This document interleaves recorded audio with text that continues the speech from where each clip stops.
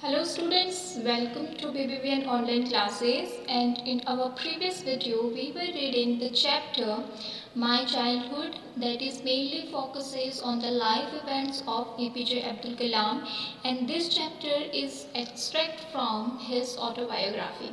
So in our previous video we were reading that how Lakshmana Shastri changed a young teacher's behavior towards caste and communal societies, and today we are going to read about the society and his home and how their parents consider other people like family members. So on the whole, the small society of Rameshwaram was very rugged in terms of the segregation of different social groups. Rigid का मतलब होता है बहुत ही ज़्यादा कठोर, ठीक है। तो ऑन द होल अगर आप बात करें तो छोटी सी जो सोसाइटी है, छोटा सा समाज है रामेश्वरम का, वो बहुत ज़्यादा कठोर है। किस मामले में? इन टर्म्स ऑफ, यानी कि इसका मतलब है किस चीज़ के according? Segregation of different social groups, यानी कि जिस तरीके से जो रीतियाँ चलती आई है वो उन्हीं टर्म को फॉलो कर रहे हैं, और इस चीज़ में वो अपनी राय को लेकर बहुत ही ज़्यादा हार्ड है, रिगिड है। However, my science teacher, Siva Subramaniam Iyer, though an orthodox Brahmin with a very conservative wife, was something of a rebel. Rebel का मतलब होता है विद्रोह करना। किसी तरीके से हर एक लोग जो हैं वो अपनी कास्ट को, अपने सोशल ग्रुप को लेकर बहुत ज़्यादा रिगिड हैं, लेकिन वो बात करते हैं कि मेरे साइंस टीचर जिनका नाम है शिवा सुब्रमण्यम अय्यर, हालांकि दो का मतलब है हालांकि वो एक ऑर्थोडॉक्स ब्राह्मण फैमिली से बिलोंग करते हैं, और उनकी जो वाइफ है वो बहुत ही कंजर्वेटिव मतलब उनकी नैरो माइंडेडनेस है, वो इतना लाइफ के लिए खुली हुई नहीं है। जो उन्होंने बचपन से देखा है उसी चीज़ को उन्होंने एक्सेप्ट किया है, ना कि अपनी लॉजिकल के through. Was something of A rebel. तो वो जो शिवा सुब्रमण्यम शास्त्री हैं वो यहाँ पर थोड़ा सा सबसे डिफरेंटली बिहेव करते हैं। He did his best to break social barriers so that people from varying backgrounds could mingle easily. He did his best, वो अपना बेस्ट देने की कोशिश करते हैं किस चीज़ के लिए? To break social barriers. Barriers क्या होते हैं? बैरियर्स वो चीज़ें होती है जो किसी चीज़ को रोकने के लिए लगाई जाती हैं। तो वो अपना बेस्ट ट्राई करते हैं कि समाज में जो एक दूसरे से मिलने के लिए जितनी भी बीच में अड़चने आ रही हैं, जो चीज़ें बैरियर बन रही है, वो उनको हटा सकें।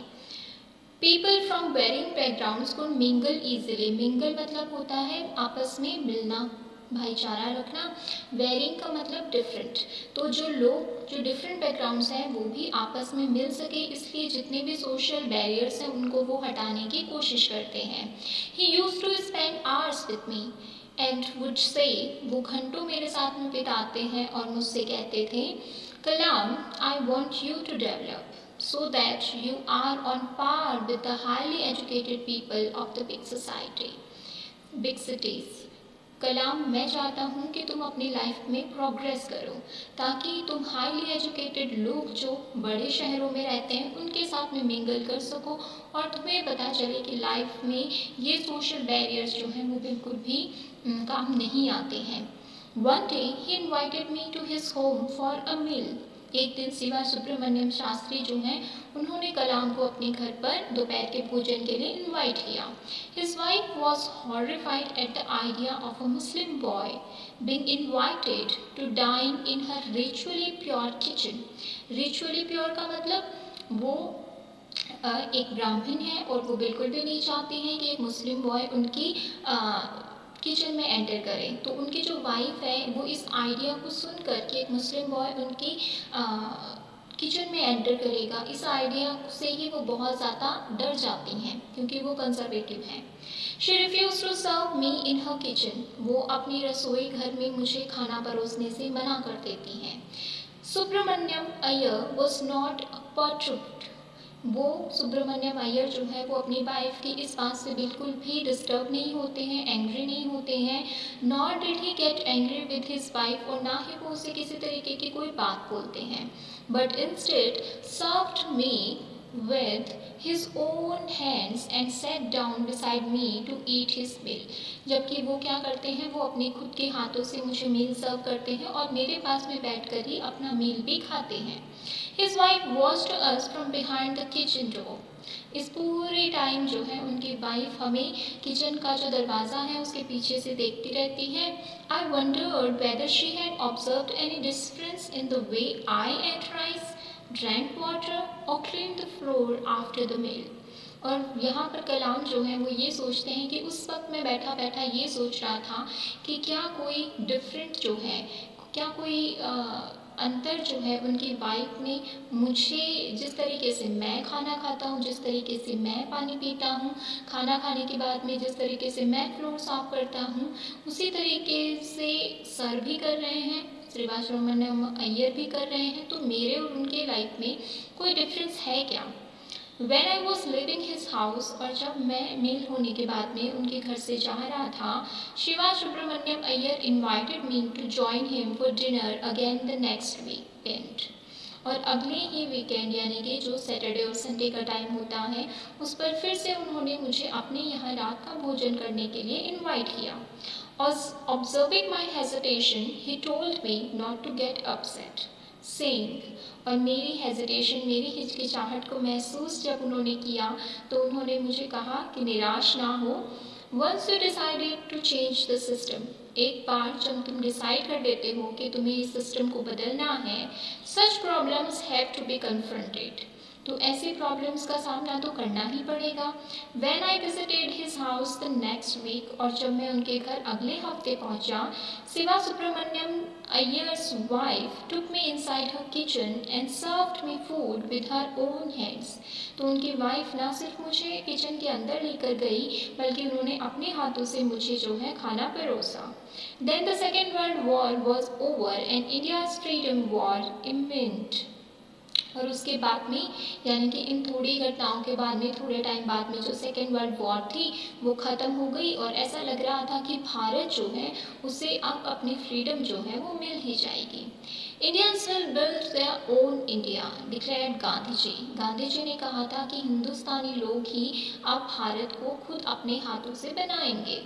The whole country was filled with an unprecedented optimism. Optimism का मतलब होता है पॉजिटिव सोचना.